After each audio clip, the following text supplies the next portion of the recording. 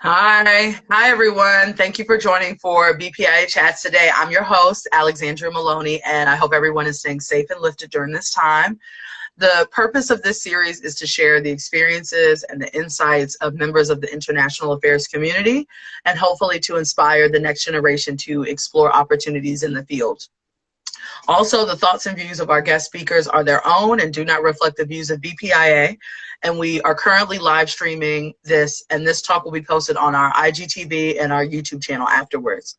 So if you haven't already, please follow Black Professionals in International Affairs on Instagram, as well as our guest speaker, whose handle can be found on their flyer on our page. And lastly, we encourage viewers to chime in below in the thread with their questions and comments that they may have. So without further ado, I will introduce our speaker for today. Ronald Heisser is currently an engineering Ph.D. student at Cornell University studying theoretical and applied mechanics, specifically in the robotics and micro devices. He is a mechanical engineer by trade and has previously worked as a product designer in the Netherlands. He graduated from the Massachusetts Institute of Technology in 2016 with a double major in mechanical engineering and philosophy. So thank you so much, Ron, for joining us today. Hi, you're welcome. Thanks for having me. Sure. So could you start off by telling us a little bit more about what got you to where you are now and your journey? I mean, that part, if I'm being honest, I'm just not ready. I went to work for about a year, and then I decided I'm still not ready. So I thought, if they're gonna pay me to go to school again, I can't pass that up, especially while I'm in my 20s. Mm-hmm. So I'm here now doing research, and I'm enjoying it a lot. It's been a lot of fun. So what sparked your interest in the engineering field? Uh, I've had I've had interest in engineering ever since I was a little kid. Like as soon as I learned what it is, I think I knew that I wanted to do that. As a small child, I knew that I really liked building things. I like doing stuff with my hands. Um, I like Legos a lot. My parents actually just sent me some old Legos when I was a kid. I'm gonna let my lab play with it as like creativity and relaxation. Yeah. Um, and I think the other thing is like in cartoons like Looney Tunes and Tom and Jerry and stuff, which I, watch all the time, like there would always be these episodes with like, like kind of like Wile E. Coyote, like all these crazy gizmos and contraptions, Rube Goldbergian type stuff that I think that just like caught my eye and I was always very interested in that. And, like even though they're cartoons, they're at times they would be semi-realistic in terms of like small gears and big gears going together and converting forces and doing useful work and so it's based off of what's actually used in the real world. So I think I had a small connection to that through my entertainment interests. Thank you for that. Hi to everyone who has recently joined in. We're here with Ronald Heiser, who's currently an engineering PhD student at Cornell, who is sharing more about international opportunities in connection to engineering in the STEM field. So, Ron, a lot of our viewers are high school and college age who are exploring different career opportunities. So could you explain what theoretical and applied mechanics is for folks who may not know? Sure. It's I mean physics now is like more focused on space and electrons and really really small stuff, but once upon a time physics was uh it was called classical mechanics. It was the stuff Newton did, and they were trying to figure out how the stuff that we see around us works. And like I guess from a principle point of view, that's been worked out for the most part, but there are people still interested in that.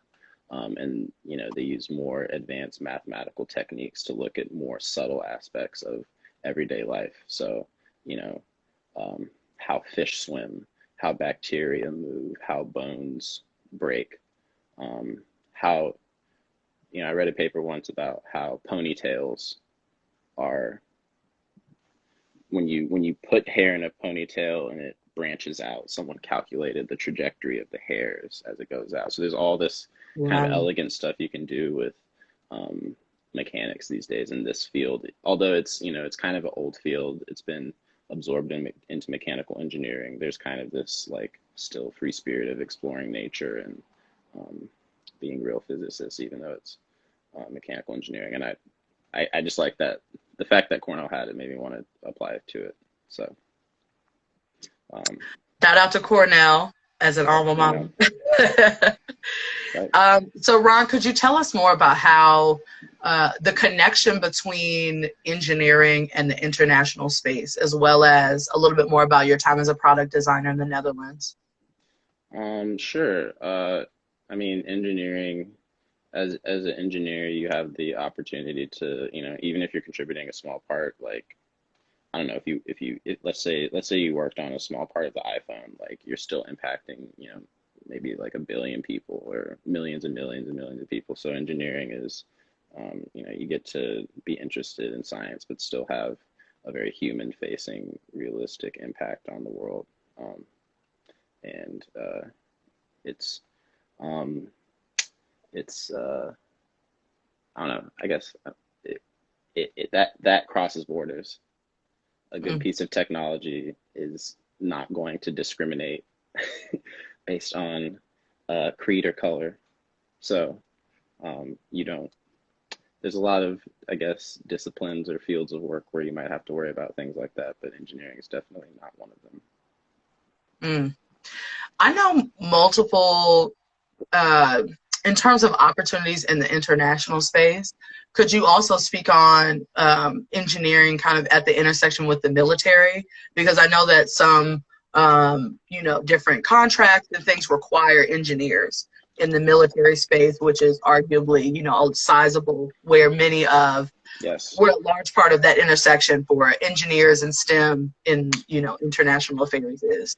Yeah, well, I mean, even, I would say for as long as humans have been around, the military has been one of the prime forces in, advancing innovation.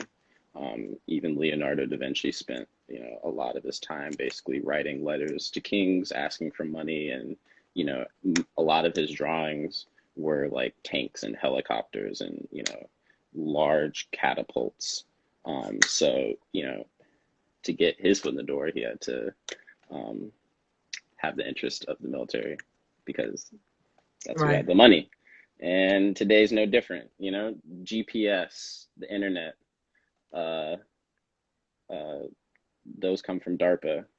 I mean, a large part of engineering research is just direct military research. The Army, the Navy, the Marines, DARPA, other DoD aspects directly, give professors money to do things that they believe are going to be mission critical or support them in some way. But a nice thing about the US is, regardless of whether you support military kind of activity in that regard or not, like it's open, and part of the reason they do that is they still want to see the economy stimulate, and they want to see these technologies go out and have impact in the real world. And people forget, like kind of pursuing impractical ideals like going to space or something, like the technologies that are developed for these kind of crazy missions are really the technologies that trickle down and become consumer products and consumer technologies at the end of the day. So it's important to have ridiculous standards like that if you want to keep developing new technologies that are going to eventually be beneficial to society.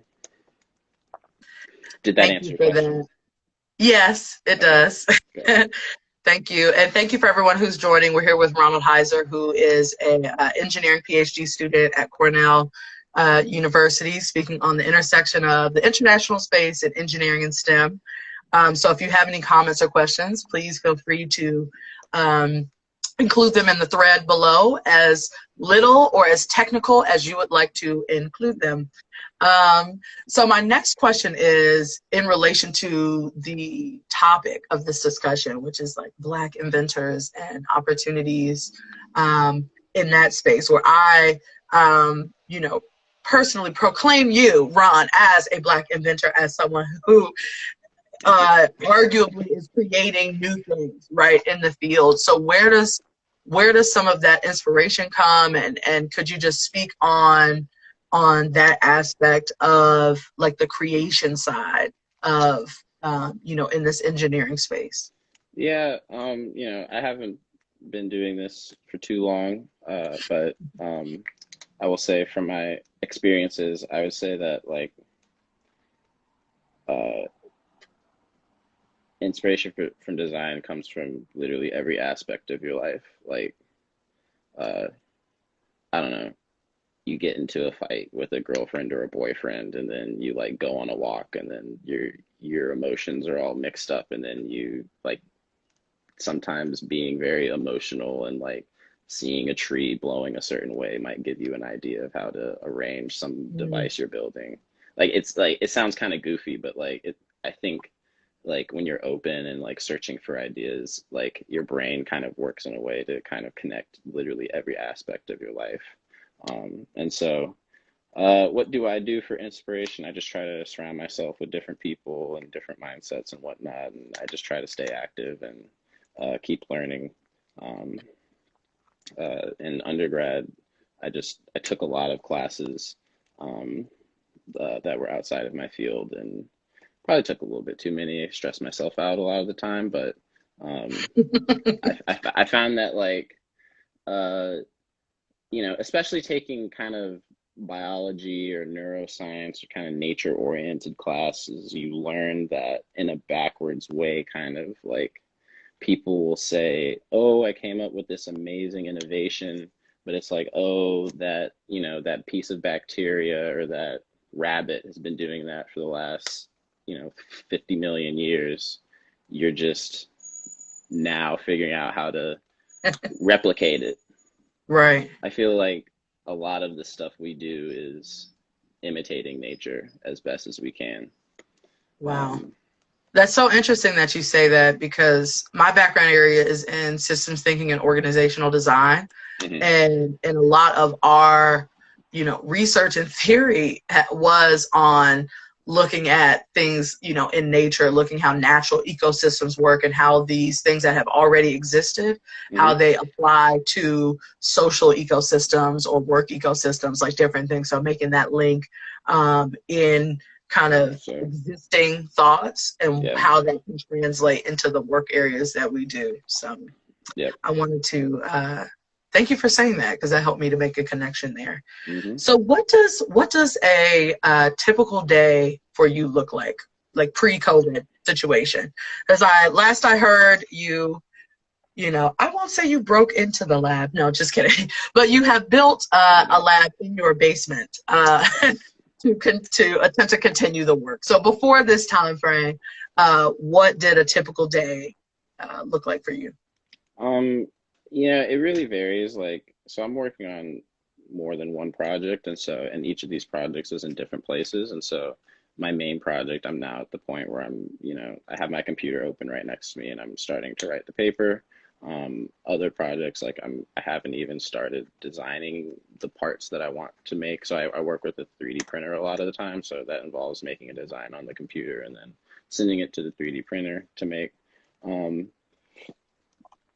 it's really like I was telling someone this the other day, like even though, we're in this quarantine time, like my life has been so just like uprooted generally, and I've been like each day has looked so different that I feel like this change, although like it's impacted me socially, like in terms of my work, it's just I'm doing stuff that like I'm just doing the other stuff that I had to do that just involves me being in front of a computer, like like my life's just been so like all over the place for these past Mhm. I'm a third year, so for the past like 2.5 years, 3 years now, like every day is something completely different. Um and that's not the case for every PhD, but my PhD involves making a lot of stuff. And so like I would say recently the vast majority of my time has been making the same device over and over and over again because I'm making it by hand and that's prone to error. And I've just been trying to get Mm. this one demo to work. And so it's like you never, you did, I would say I get better every single time, but there's always Mhm. something that goes wrong. You always have to go back and make little tweaks and modifications. Um, the PhD student it's kind of a unique experience because you are for a more hands-off professor, you're the project planner. You organize your own meetings. You make your own budget. you're the fabricator, you're the designer, you're doing the data now. Like in a company, all these roles are completely split up, but as a PhD student, you're really like, you're the only one. Mm. And so while, on the one side, you can look at it as like cheap labor and exploitation and whatnot. And, I'm going home at 10 p.m., maybe 5, 6 nights a week sometimes, but like that's on one side. On the other side, you're getting all these experiences and you're seeing everything from the ground up. So like some people, when they commercialize their technology, if they get the opportunity to do that, start a company, like they did this with their own hands. And so no one knows that. I mean, being a PhD is about being an expert. And so like Right. when it comes to actually making that device and making it professionally, like no one can tell you anything. You have the roadmap completely in your head. Hmm. And so uh What I'll also say is it's like a Cornell is baby. big on creating new information. I mean, which is general at PhDs programs, but particularly at Cornell, there's definitely an emphasis on creating something that has not existed. Like not only just physically like creating something, but the idea that we're looking to create new and discover kind of new information and new things in the field. So No, you're exactly right. And I mean, now more than ever, there's kind of like a merger between like people are starting to see PhDs as more impactful on society. Like look, at least in engineering, less of a ivory tower sort of like, oh, what you're doing doesn't matter to anybody. Like, no, people are trying to cure cancer. People are, trying to make assistive technologies and new, types of robots so like there's definitely there's a closer connection to society. There's the human element is starting to get into more in the engineering and applied sciences now. And so, with that comes like support for commercializing your technology, teaming up with MBAs or MPAs, and taking everything you're doing to the next level. I think that's a good thing. thank you for that. Hi, we're here with Ronald Heisser, who is a mechanical engineer and a PhD candidate at Cornell University. So my next question for you is, and for those who are on, if you have comments or questions, please put them in the thread. So my next question for you is, let's say hypothetically I'm completing my bachelor's degree in engineering. What, do I need to go to the next level? What sorts of things, require a master's? What sorts of things require a PhD in the mechanical engineering space?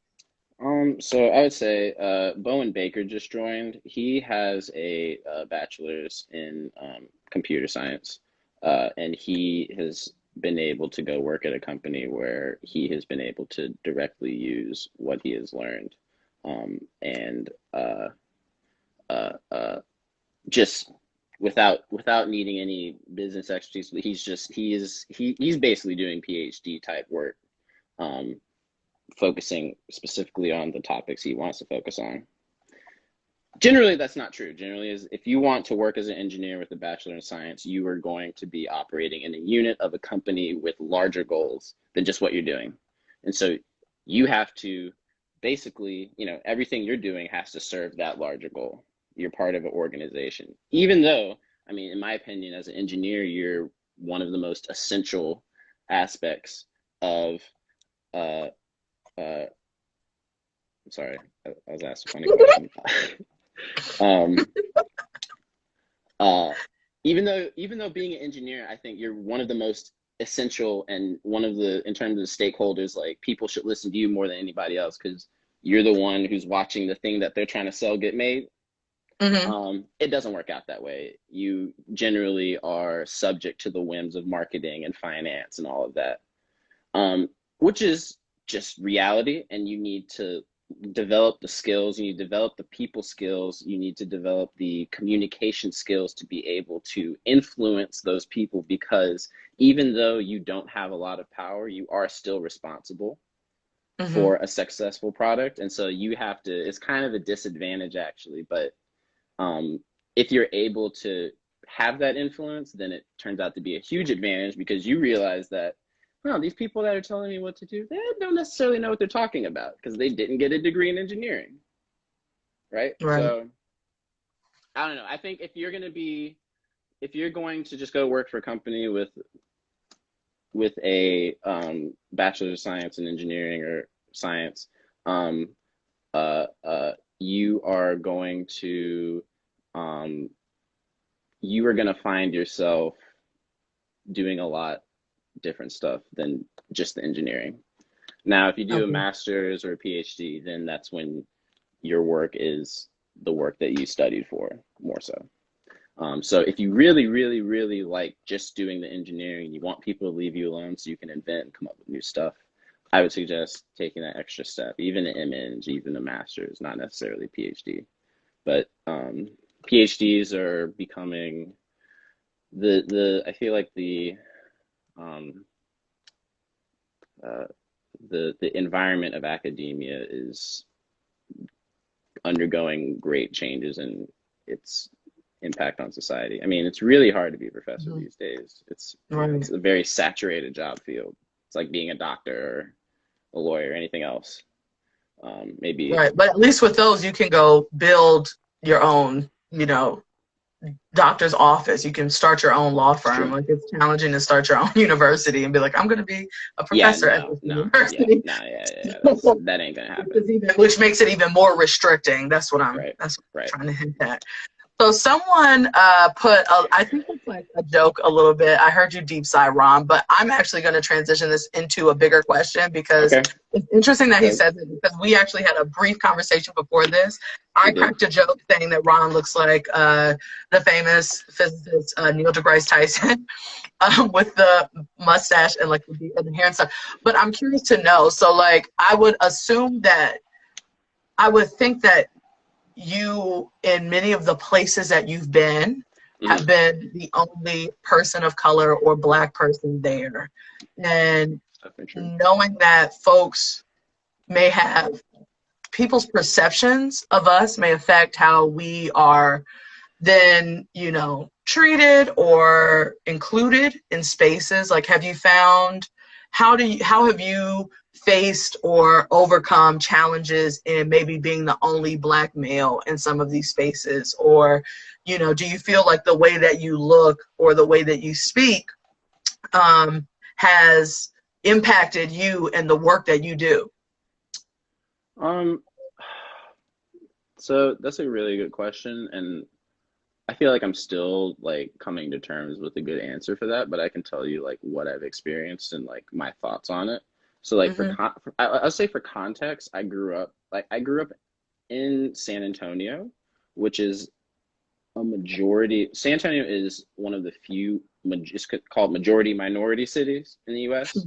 So it's a majority, Hispanic, generally Mexican people in San Antonio, or people who their parents or their grandparents or their great grandparents came from Mexico, or they've been there, since Texas got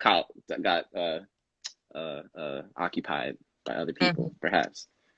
So that from the get go, like I've just been in a very diverse environment. And then the school I went to, the people I grew up with, like I just grew up with all sorts of people, and so I didn't. I would say that like my way of talking, mannerisms, like my comfort with different groups of people, like I've just kind of it's just kind of I don't know homogenized a little bit, and so Mm-hmm. I really don't think about it that much. Um, with that said, I think I'm at fault sometimes. I think I downplay like the fact that at the end of the day I still am a black man. Um, Mm-hmm. I think that and so I think I'm looking into why I do that and maybe like whether that's a good thing or a bad thing. I don't know, but like I've definitely become more aware of that recently. Um, but Have you I've really. found like communities of spaces when you are in these very predominantly white spaces? Have you found that there are like communities there or organizations, and maybe not just with friends of like people of color, but also people who may have like same interest groups? I know you're very involved on campus with different graduate school councils and stuff like that too. Mhm. I mean, yeah, I mean, I would say like my interests are varied enough that like generally I find people who um like the things I like, and I just kind of look for those people and go with them, and they tend to be, you know, a relatively diverse group of people. I've been in academia, um and so, you know, like places like Cornell, MIT are just extremely diverse places. Like my lab is Yeah. actually majority women. That's an Mm. engineering lab, and it's, you know, it's like Mm. so I think I'm kind of a bad person to talk to in that regard, but also like you know, Cornell has BGPSA, um, and in Which is undergrad, I the mean, Black Graduate oh and yes, Professional thank Student you, Association. yeah, um, from middle school through college till now, kind of I've been a part of NSBE, which is the National Society of Black Engineers, and that's I think that I mean that's been, you know, a big support system, definitely, and it's allowed me to explore like professional development as well as engineering, for a while now. So very fortunate for um, these types of organizations and communities. Um, but yeah, I don't know. I play lacrosse, you know, so so I hear you're all right at it. I hear you might have a little, future in lacrosse if engineering doesn't work out. mm, we'll see. But I have to ask, was Neil deGrasse Tyson, was he an inspiration for this look? I'm here for it. I'm here for No, it. no. You know, it's just I've really grown out a mustache before. Yeah. I feel like I don't have to hear a lot of people's opinions We're about young. it. That's what we should be I'm doing, young, yeah, in my yeah. opinion. So we have My another inspiration for question this look here. is my dad, actually. So, Might have to do a side-by-side mhm. comparison. So we have another question here, and shout out to all the BPIA members who are on the call. Vannery, who is a board member, has asked, what's one of your favorite books that has impacted your career?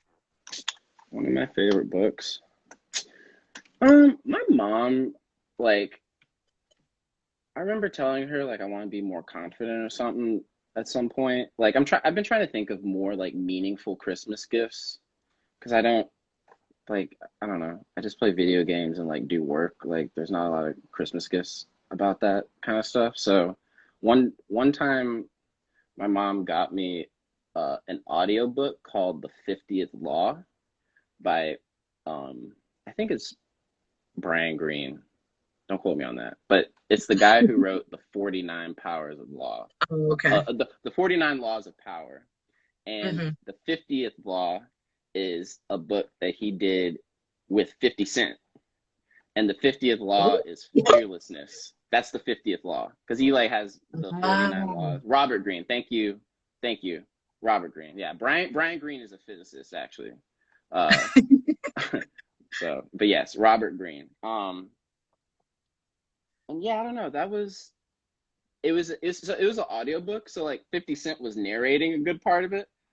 Um and I just found that book to be very it doesn't have anything to do with like, you know, engineering or anything, but it just kind of had to do with like, you know, 50 Cent got shot 9 times, and so he's talking about like after that, like I really didn't care about anything.